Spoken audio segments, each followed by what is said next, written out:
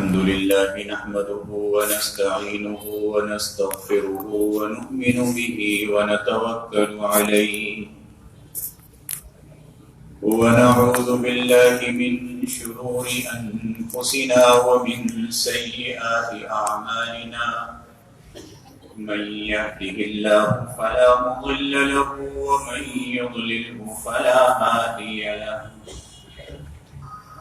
ونشهد أن لا إله إلا الله وحده لا شريك له ونشهد أن سيدنا ونبينا ومولانا محمدا عبده ورسوله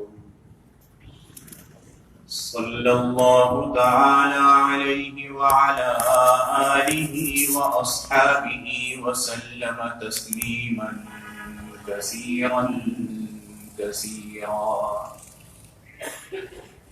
أما بعد فأعوذ بالله من الشيطان الرجيم بسم الله الرحمن الرحيم فاستجاب لهم ربهم أني لا أضيع عمل عامل منكم من ذكر أو أنثى صدق اللہ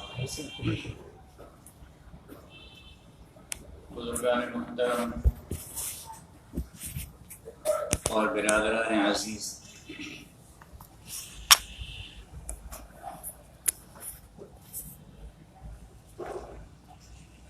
جب انسان کی تخلیق ہوئی تھی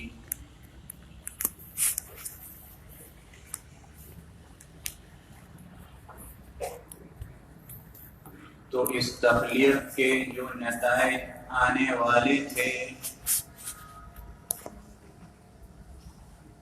ان نتائج کا اندازہ کر کے فرشتوں نے آپ پر اعتراض کیا تھا۔ بات سمجھنے کی ہے۔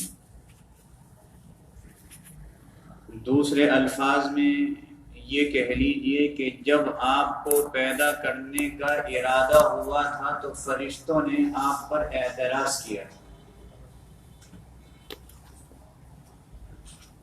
اور اعتراض اس لیے تھا کہ اللہ رب العزت نے حضرت انسان کو اپنا خلیفہ بنایا تھا۔ ایک ایسی مخلوق پیدا ہونے جا رہی تھی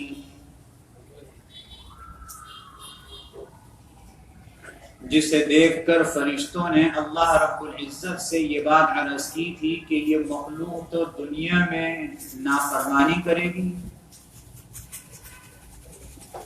قتل و غارت گری کرے گی،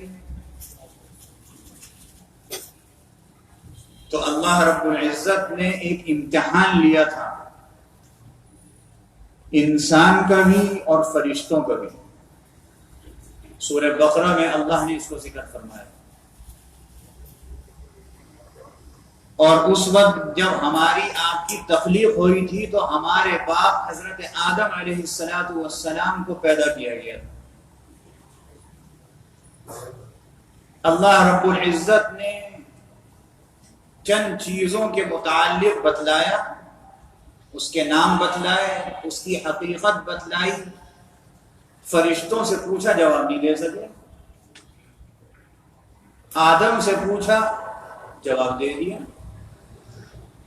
وجہ یہ تھی کہ فرشتوں کے اندر یہ صلاحیت نہیں تھی، ان کا کام ہی نہیں تھا۔ ان کا کام تو یہ تھا جس لیے پیدا کیے گئے ہیں، جس کام پر انہیں لگا دیا گیا، بس اول تا آخر اسی پر ہے۔ وہ جواب نہیں دے سکے۔ حضرت آدم علیہ السلام نے اس طریقے سے اس کو سنا دیا جیسے کوئی نورانی قاعدہ سناتا ہے۔ اللہ نے بتلایا، دیکھو یہ اس وجہ سے پیدا کیا۔ اور جب حضرت آدم علیہ السلام کو جنت سے نکالا گیا، اللہ نے اس کے لیے چاہے کچھ بھی اسباب پیدا کیا ہوں، یوں کھایا، کچھ بھی کیا، نکالے گئے، کیونکہ جنت میں ذریت نہیں بڑھ سکتی تھی۔ اللہ نے زمین پر بھیج دیا، اور زمین پر بھیجنے کے بعد حضرت آدم علیہ السلام اور حضرت حوا رضی اللہ تعالی عنہا سے اللہ نے ان کی اولاد کو پڑھایا، پڑھتے پڑھتے پڑھتے پڑھتے آج ہم ہیں، قیامت تک رہیں گے۔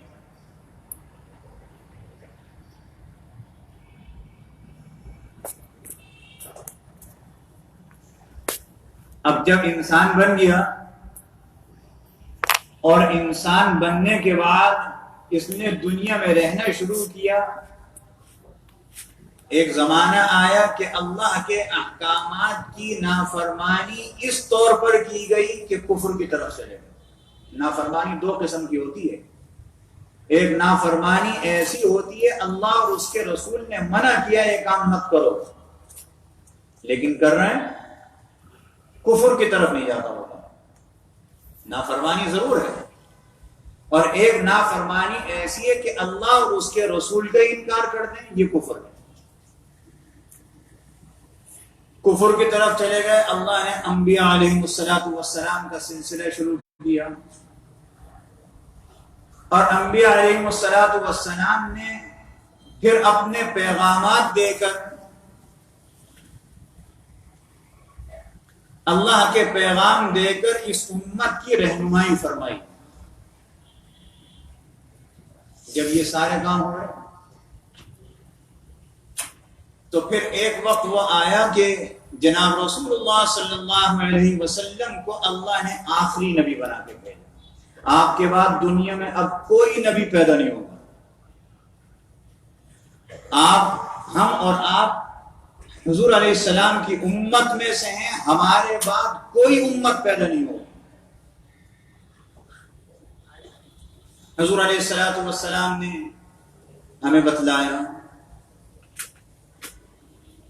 کہ بھی توبہ اور استغفار کیا کرو، بات مختصر کروں، توبہ اور استغفار کیا کرو۔ اور حضور علیہ السلام نے پھر اس کے فضائل، اس کی اہمیت بتلائی کہ توبہ اور استغفار کا فائدہ یہ ہے کہ اگر آپ صدق دل کے ساتھ کریں گے تو آپ کے گناہ سمندر کے تہ پر جھاگوں کے برابر ہوں گے، استغفار سے ختم ہو جائے گا۔ استغفر اللہ الذی لا الہ الا هو الحی القیوم واتوب الیہ، مختصر استغفر اللہ، ختم ہو جائیں گے۔ کیا سبق ملا؟ حدیث شریف میں آتا ہے حضور علیہ السلام نے ارشاد فرمایا کہ جس وقت کوئی مجلس قائم ہوتی ہے، کوئی اجتماع ہوتا ہے، ہم اور آپ بیٹھے ہوئے ہیں، اللہ رسول کی بات ہو رہی ہے۔ اب اس مسجد کے علاوہ کتنی ہی مسجدوں میں اس وقت ہو رہی ہے، پورے پاکستان میں جمعے کے لیے جمع ہے، یا حدیث شریف کا کوئی درس ہو رہا ہے، یا قرآن مجید کا کوئی درس ہو رہا ہے، یا اللہ اور اس کے رسول کی کوئی بات تعلیم ہو رہی ہے کسی بات کی، یہ سب اس کی مجلس ہیں۔ جب ایسی مجلسیں قائم ہوتی ہیں تو اللہ رب العزت کے فرشتے دنیا میں پھر رہے ہیں، سیاحت کر رہے ہیں۔ اللہ فرماتا ہے دیکھو فلانی جگہ وہ مجلس قائم ہے۔ حدیث شریف میں آتا ہے کہ وہ فرشتے اپنے سے پیچھے والے فرشتوں سے کہتے ہیں دوڑو، فلانی جگہ اللہ اس کے رسول کا ذکر ہو رہا ہے۔ وہ اپنے پیچھے والوں سے نتیجہ یہ نکلتا ہے کہ اس مجلس کو چاروں طرف سے اوپر سے اللہ کے فرشتے گھیر لیتے ہیں، مجلس ختم ہو جاتی ہے، فرشتے آسمان کی طرف جاتے ہیں، اللہ اپنی حکمت کے مطابق سوال کرتا ہے، حالانکہ اللہ کو اس سوال کی ضرورت نہیں ہے، اللہ سب چیز جانتا ہے، حکمت ہے سوال کرے، تم نے میرے بندوں کو کیسا پایا، کیا کر رہے تھے، کس لیے آئے تھے؟ تو وہ فرشتے اللہ رب العزت سے عرض کرتے ہیں کہ اے اللہ آپ کے یہ بندے آپ کا ذکر کر رہے تھے، آپ کا اور آپ کے رسول صلی اللہ علیہ وسلم کے احکامات کا ذکر کر رہے تھے، اس کو دل جمعی کے ساتھ کہہ رہے تھے، سن رہے تھے۔ اچھا، اور کیا کہہ رہے تھے؟ اور وہ آپ سے مغفرت چاہتے تھے اور یہ چاہتے تھے کہ بھئی جنت مل جائے، جہنم سے بچ جائیں۔ اللہ سوال کرتا انہیں جنت اور جہنم دیکھیے کیا؟ عرض کے نہیں دیکھی۔ سوال ہوا کہ تم نے تو دیکھی، جنت بھی تمہیں معلوم ہے، جہنم بھی معلوم ہے، اب تم جنت اور جہنم کو دیکھ کر اللہ کا ذکر کرتے ہو تو تمہارا کمال نہیں ہے۔ بات سمجھیے گا، فرشتوں سے اللہ فرما رہا ہے کہ تم جنت اور جہنم کو دیکھ رہے ہو پھر اللہ کے ذکر میں مشغول ہو، تو تمہارا کیا کمال ہے؟ انہوں نے تو دیکھی نہیں ہے پھر ذکر کرنا، کمال تو ان کا ہے۔ یہ ان کے ایک اعتراض کا بھی جواب ہے کہ یہ کیا کریں گے دنیا میں جا کر؟ قتل و غارت گری کریں گے، نافرمانی کریں گے۔ اللہ ان کو اس طریقے سے جواب دے رہا ہے، دیکھو یہ میرے بندے ہیں، یہ بھی میرے بندے ہیں، میرا ذکر کر رہے ہیں۔ اور پھر اللہ ان سے فرماتا ہے کہ دیکھو وہ جس چیز کے پانے کی تمنا کر رہے تھے، خواہش کر رہے تھے، میں ان کو دیتا ہوں، جنت دیتا ہوں۔ اور جس چیز سے بچنے کے لیے اللہ رب العزت کی پناہ میں آ رہے تھے، میں اس سے بچاتا ہوں، جہنم سے بچاتا ہوں۔ یہ ہے انسان، کمال یہ ہے نا۔ اللہ نے یہ بتلا دیا کہ دیکھو آپ تو دیکھ کر یہ کر رہے ہو، وہ بغیر دیکھے کر رہے ہیں۔ یہ کس کی فضیلت بیان ہو رہی ہے؟ ہماری، آپ کی۔ ہم بیکار نہیں پیدا ہوئے، ہماری آپ کی فضیلت بیان ہو رہی ہے۔ ہماری ان چھوٹی چھوٹی سی باتوں کو جن کو ہم اتنا بڑا نہیں سمجھتے۔ ہمارے بزرگ فرمایا کرتے تھے کہ یہ اللہ کا ذکر معمولی نہیں ہے، اس کی قدر آنکھ بند ہونے کے بعد ہوگی، اس کی قدر آنکھ بند ہونے کے بعد ہوگی۔ ہم ایک مرتبہ سبحان اللہ کہتے ہیں، اس کو انتہائی معمولی سمجھتے ہیں، اللہ کے یہاں اس کا کیا درجہ ہے جنت میں، یہ وہاں جا کے پتہ چلے گا۔ اس لیے اللہ نے ہمیں اپنی عبادت کے لیے بھیجا، اور میں یہ بات بار بار کہتا ہوں کہ عبادت صرف نماز، روزہ، زکوٰۃ، حج نہیں ہے۔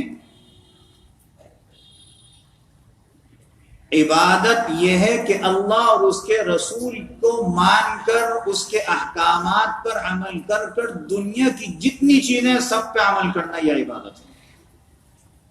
حقوق بھی تو عبادت ہے۔ دکان پر بیٹھ کر خرید و فروخت، حلال کرنا، حرام سے بچنا، یہ بھی تو عبادت ہے۔ کسی کے ساتھ بات کرنا، یہ بھی تو عبادت ہے۔ اپنے رشتہ داروں کے ساتھ تعلق کو قائم کرنا، یہ بھی عبادت ہے۔ تو ساری عبادتوں کو اللہ نے جو بنیادی چیزیں رکھی ہیں ان پر پابندی کے ساتھ جمنا، نماز، روزہ، زکوٰۃ، حج، اس کو پابندی کے ساتھ۔ اس میں بعض چیزیں ایسی ہیں جو صاحب استطاعت ہیں ان کے لیے، اور اس کے ساتھ ساتھ دوسری جو چیزیں ہیں ان کو بھی عبادت سمجھنا۔ ہماری بدقسمتی یہ ہے کہ ہم نے عبادت صرف انہی کو سمجھا، ان کو چھوڑ دیا۔ جھوٹ کتنے دھڑلے سے بولتے ہیں۔ اللہ کے فرشتوں کو نفرت ہے جھوٹ بولنے والے سے، اس سے 1 میل دور چلے جاتے ہیں جس وقت وہ جھوٹ بولتا ہے، اتنی جھوٹ کی بدبو ہوتی ہے۔ لیکن ہم کر رہے ہیں، اس کو کوئی عیب ہی نہیں سمجھتے، کسی کی غیبت کرنے کو عیب نہیں سمجھتے۔ کتنا بڑا سچ ہے غیبت، سچ ہے، بات سچ کر رہا ہے، لیکن اللہ نے منع فرمایا۔ ایسا ہے جیسے اپنے مردے بھائی کا گوشت کھانا۔ ہم کتنے گناہوں میں ملوث ہیں، اور جب گناہوں میں ملوث ہوتے ہیں تو اللہ رب العزت طرح طرح سے ہمیں متنبہ کرتا ہے، توجہ دلاتا ہے کہ بھائی دیکھو اب پانی سر سے اونچا ہو رہا ہے۔ اور یہ بھی اللہ کا انعام، اس کی مہربانی ہے کہ ہمیں توجہ دلا دیتا ہے۔ اگر توجہ نہ ہوتی تو پانی اور سر سے اونچا ہو جائے۔ یہ میں نے تمہید اس لیے بیان کی کہ آپ نے اخبارات میں پڑھا ہوگا کہ 26 دسمبر کو سورج کو گرہن۔ اب یہ ہمیں کیسے پتا چلا 26 دسمبر کو فلاں وقت سے فلاں وقت تک ہوگا؟ یہ اللہ رب العزت نے انسان کی جو کھوپڑی بنائی ہے اس میں مختلف قسم کی ڈبیاں ہیں. ایک چیز حاصل کرتا ہے ایک ڈبیا میں ہوتی ہے، جب حاصل کرتا ہے تعلیم حاصل کرتا ہے، تعلیم پوری ہو گئی وہ پیچھے کی ڈبیا میں چلی جاتی ہے. جب موقع آتا ہے تو اللہ اس ڈبیا سے اس کا کنیکشن کر دیتا ہے، یاد تازہ ہو جاتی ہے، ہاں میں نے پڑھا تھا فلانی جگہ. اللہ رب العزت نے یہ دماغ دیا، علم حاصل کیا، یہ ہمارے پاس آ گیا. یہ ہمارا آپ کا فن نہیں ہے، یہ اللہ نے انعام دیا ہے. ہم یہ کہیں گے سائنسدانوں نے بتایا، سائنسدان کو کس نے پیدا کیا؟ اس کا دماغ کس نے بنایا؟ جو علم تھا اس علم کو اس کے دماغ میں کس نے ڈالا؟ بات اللہ رب العزت کے ساتھ. اب ہمیں پتہ چل گیا سورج گرہن ہے. اب سورج گرہن ہے تو پھر اسلام کیا کہتا ہے؟ اسلام یہ نہیں کہتا کہ اس کو دیکھو جا کے، جیسے میڈیا والے کہہ رہے ہیں کہ جی وہ تو اتنے سالوں کے بعد ہو رہا ہے اور اس کو دیکھنا ہے، اس کو دیکھیں گے اور یہ قوم جو اتنے دنوں کے بعد دیکھے گی.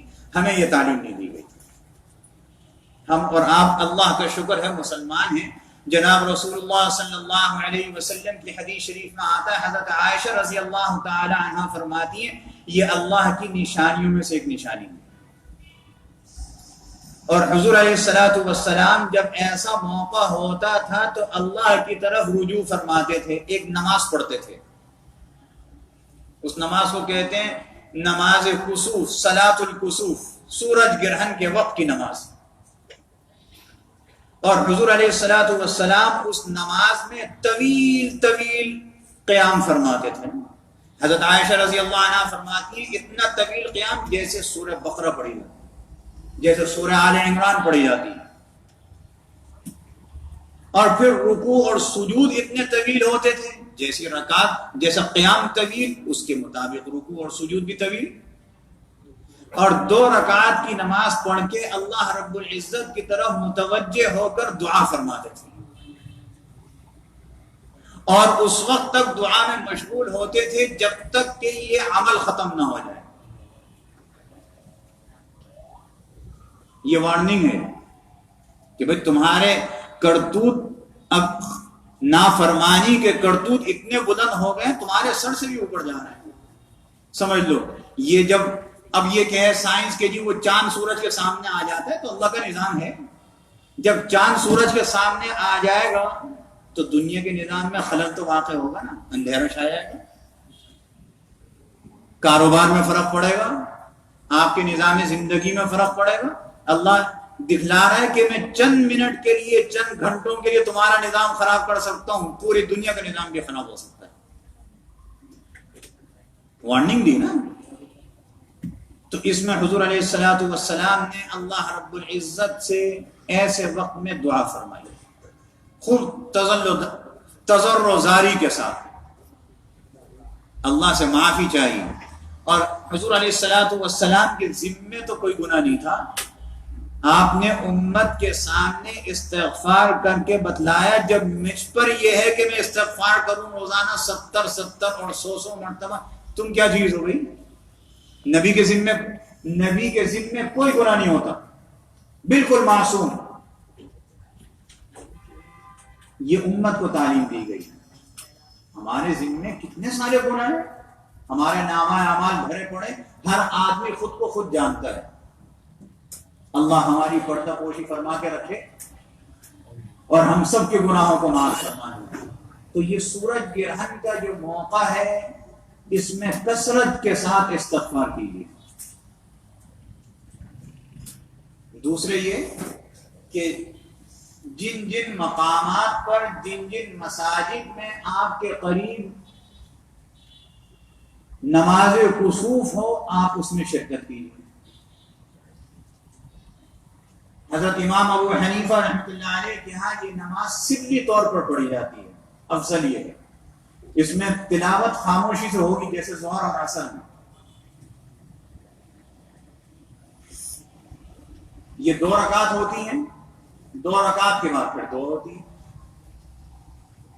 تو جہاں جہاں یہ نماز پڑھی جائے آپ حضرات ان نمازوں میں شرکت کیجیے. دیکھیے کاروبار تو چلتا رہے گا، اللہ سے جو کاروبار کرنا ہے اس کی فکر کیجیے. ایسا کاروبار تجارت لن تبور جس میں کسی قسم کا نقصان گھاٹا نہیں. یہ بڑا اچھا موقع ہے. اللہ نے متنبع فرمایا گناہوں سے معافی کا. یہ نہیں کہہ رہا کہ گناہ صرف اسی دن معاف کرائیے گا، استغفار تو ہر وقت ہے، لیکن اس موقع پر خصوصاً جناب رسول اللہ صلی اللہ علیہ وسلم کی تعلیم اور ارشادات کے موافق ان نمازوں میں شرکت کی گئی. گھروں میں بتلائیے، خواتین گھروں کے اندر استغفار کریں، خوب استغفار کریں، گھروں کے اندر نماز توبہ پڑھیں. یہ تو سورج گرہن کی نماز ہے، اور اگر چاند گرہن ہو جائے اس کی بھی تعلیم دی ہے. یہ نماز سنت ہے، لیکن سنت جماعت کے ساتھ. ایسی سنت نماز ہے جس کی جماعت ہوتی ہے، جیسے تراویح کی نماز سنت ہے. اور چاند گرہن ہو جائے تو اس موقع پر اس کو کہتے ہیں خسوف. حضرت امام ابو حنیفہ رحمۃ اللہ علیہ کے ہاں اس کی جماعت سنت نہیں ہے، انفرادی طور پر آپ اس کی نماز پڑھیں گھروں کے اندر، کیونکہ رات کا وقت ہوتا ہے اور رات کے وقت میں سب لوگ اپنے گھروں کے اندر ہوتے ہیں، نماز پڑھیں. باقی ائمہ حضرات اس کی بھی نماز پڑھتے ہیں. بہرحال یہ ایک مسئلہ بتا ہے، یہ ایسا وقت ہے اللہ رب العزت ہم سے ناراض ہے. اللہ کو منائیے اور اللہ مان جائے گا. اللہ تو یہ متنبع اسی لیے کر رہا ہے کہ مجھے منائے اور میں مان جاؤں، یہ بھی اس کا انعام ہے. اس لیے اللہ رب العزت کی طرف رجوع ہونے کا وقت ہے، اس سے خوب خوب استغفار کیجیے. اور اللہ رب العزت سے استغفار کرنے کے بعد یہ بھی عہد کرنے کا وقت ہے، اے اللہ ہم گناہوں میں ملوث نہیں ہوں گے، ہم آپ کی نافرمانی نہیں کریں گے، جو کر لیا اس پر پشیمان ہیں، آئندہ نہ کرنے کا عہد کرتے ہیں، ہم کو معاف فرما دیں. اس لیے آج جو مضمون چل رہا تھا اسے روک کر اسے بیان کیا گیا تاکہ مجھ سمیت سب کو اس بات کا علم ہو جائے کہ نماز کسوف بھی ایک نماز ہے جو سورج گرہن کے وقت پڑھی جاتی ہے. اب اس میں یہ کہ سورج گرہن ہوتا ہے تو پھر اس میں ایسا ہو جاتا ہے جیسے نجومی کہتے ہیں، یہ شریعت کا مسئلہ نہیں. ہمیں اس پر کام نہیں دھرنا چاہیے، وہ جانے اللہ جانے. باقی یہ کہ گھروں کے اندر جو خواتین، بڑی بوڑھی خواتین جو احتیاط بتلاتی ہیں، وہ ان کا تجربہ ہے، اس کا شریعت سے کوئی تعلق نہیں ہے. وہ تجربے آپ اس پر عمل کریں جو بڑی بوڑھیاں کہتی ہیں. جو تجربہ ہے، تجربے کی بنیاد پر شریعت نہیں روکتی. اگر وہ ایسی بات ہے جو شریعت سے متصادم نہیں ہے، بالکل اس پر عمل کرنا چاہیے. وہ ان بڑی بوڑھیاں ہیں، ان کا تجربہ زیادہ ہے، وہ وہاں پر عمل کریں. اور یہاں پر یہ کہ اپنے رب کو منائیں. ہمارے ہاں اس مسجد میں 26 دسمبر جمعرات کے دن انشاءاللہ العزیز صبح 9:30 بجے یہ نماز کسوف ادا کی جائے گی. اللہ رب العزت میرے اور آپ کے ساتھ سب مسلمانوں کے گناہوں کو معاف فرمائے، ہم سب سے راضی ہو جائے، اور یہ کہ ہمیں اپنی طرف رجوع ہونے والا بنائے. وآخر دعوانا الحمدللہ رب العالمین. یہ ایک کسی نے سوال کیا ہے کہ ہم قرآن مجید کی تلاوت کرتے ہیں، ہمیں ڈر ہے کہ کوئی غلطی نہ ہو جائے، تو کیا ہم قرآن کریم کی تلاوت ترجمے کے ساتھ کر سکتے ہیں؟ بالکل کر سکتے ہیں، کوئی حرج کی بات نہیں، لیکن آیت بھی پڑھیے، ترجمہ بھی پڑھیے، اس طرح، اس میں کوئی حرج کی بات نہیں. اللہ رب العزت عمل کی توفیق عطا فرمائے. وآخر دعوانا